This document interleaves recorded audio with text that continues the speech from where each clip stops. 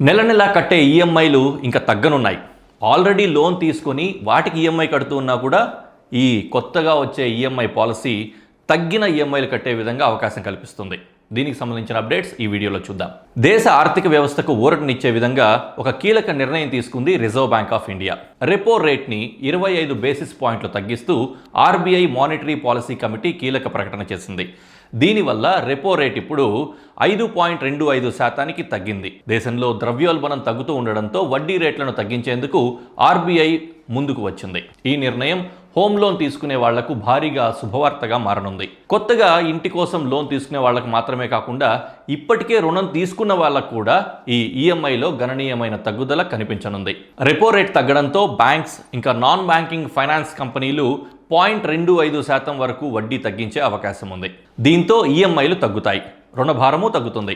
అంతేకాదు ఈ నిర్ణయం రియల్ ఎస్టేట్ రంగానికి కూడా మంచి బూస్ట్ ఇచ్చేటట్లుగా ఉందని చెప్పొచ్చు. ఈఎంఐలు తగ్గడంతో చాలా మందిలో కొత్తిల్లు కొనాలనే ఆసక్తి మళ్ళీ పెరిగే అవకాశం ఉంది. ప్రస్తుతం ఎక్కువ మంది ఫ్లోటింగ్ రేట్ లోన్స్ తీసుకుంటూ ఉండడంతో కొత్తగా రెపో రేట్లో రాబోతున్న ఈ మార్పులు నేరుగా వారి లోన్ వడ్డీపై ప్రభావం చూపుతుంది.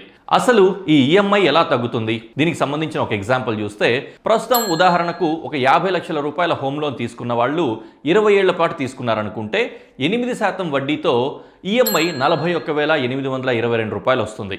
అంటే నెలకు 41,822 రూపాయలు కట్టాల్సి ఉంటుంది. ఈ మారిన రెపో రేట్ తోటి దానివల్ల తగ్గే ఈఎంఐ తోటి కొత్తగా 41,047 రూపాయలు మాత్రమే కట్టాల్సి ఉంటుంది. అంటే నెలకు 775 రూపాయలు తక్కువగా ఈఎంఐ కట్టాల్సిన అవసరం ఉంటుంది. ఆర్బీఐ ఈ తాజా నిర్ణయం వల్ల హోమ్ బయ్యర్స్, ఇప్పటికే హోమ్ లోన్స్ తీసుకున్న వాళ్ళు, రియల్ ఎస్టేట్ డెవలపర్స్ అందరికీ కూడా శుభవార్త అని చెప్పొచ్చు. ఇలాంటి మరిన్ని డీటెయిల్స్ కోసం మా ఛానల్ని ఫాలో చేయండి.